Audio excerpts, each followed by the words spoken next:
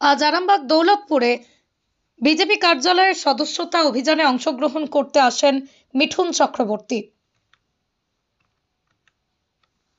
সদ্য দাদা সাহেব ফালকে পুরস্কার বিজেতাকে দেখার উন্মাদনা চোখে পড়ার মতো ছিল।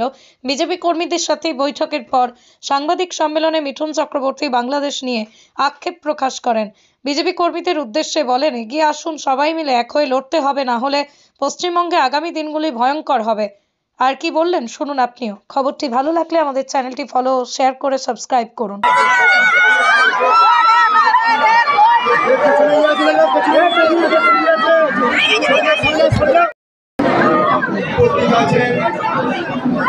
আরামবাগ সাংগঠনিক জেলা সভাপতি তথা বিধানসভা সম্মানীয় বিধায়ক বিমান ঘোষ মহাশয় উপস্থিত আছেন, জোন কনভেনার সম্মানীয় থেকে নিয়ে স্বরাষ্ট্রমন্ত্রীর মন্তব্য, ব্লকে ব্লকে বিক্ষোভ, কি বলবেন? আইন প্রণেতাকে নিয়ে স্বরাষ্ট্রমন্ত্রীর মন্তব্য নিয়ে বিক্ষোভ চলছে তৃণমূলের, কি বলবেন? দেখুন, এগুলো বড় ব্যাপার। এ ব্যাপারে আমি তো স্পোর্টস পার্সন নই, বিজেপি, সেটা আমি বলতে পারছি। বলুন, বাংলাদেশ নিয়ে কি বলবেন? বাংলাদেশে কি বলবো? আর বাংলাদেশ ইনডাইরেক্টলি ডাইরেক্টলি আমরা সবাই এখানে কোনো না কোনোভাবে যুক্ত ছিলাম। খুব দুঃখের ব্যাপার, কষ্ট পেয়েছি যে বাংলাদেশ এরকম হয়ে যাবে ভাবিনি। সেকেন্ড, অনেক কিছু কথা শুনছি টিভিতে, কি বলছে, যা ইচ্ছে তাই। তবে do not under estimate India, ভারতকে আন্ডার এস্টিমেট করবে না। তৃতীয়ত, যেটা ওই দেশে চলছে সেটা থেকে আমাদের শিক্ষা নেওয়া দরকার।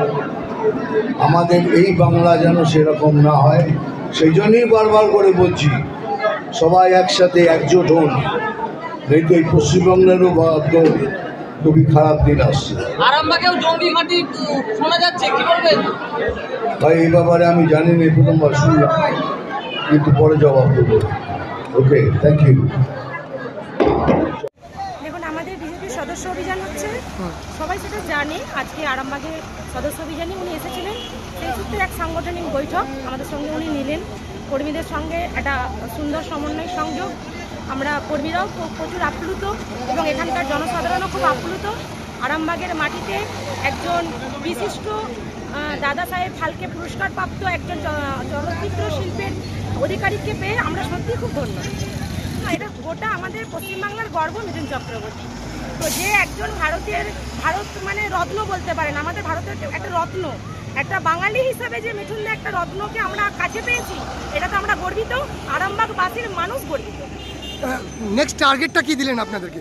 আগামী 26-এর একটা জোর লড়াই, মরণ যোদ্ধার লড়াই, সেই বার্তায় উনি দিয়ে গেছেন। আবার উনি আসবেন, আমাদের সঙ্গে আবারও বৈঠক করবেন এবং যেটুকু শুনতে পেলাম, উনি হুগলি ডিস্ট্রিক্টের একজন বড় দায়িত্ব নিয়ে আগামী 26-এর একটা জোর লড়াই, সেই লড়াইয়ে আমরা প্রত্যেকটা কর্মী ওনার সঙ্গে আছি, সাথে থেকে সক্রিয়ভাবে লড়াই করে আগামী 26-এ আবার যাতে আমরা আরও 77 থেকে আরও এমএলএ আমরা বাড়াতে পারি এবং আগামী 26-এ যেন পশ্চিমবাংলায় একটা মুভ করতে পারি বিজেপিকে, তার একটা জোর প্রচেষ্টা। আপনার পরিচয়? আমার নাম দোলন দাস, গোঘাট বিধানসভার বিজেপির মন্ডল 1-এর মন্ডল প্রেসিডেন্ট। ধন্যবাদ।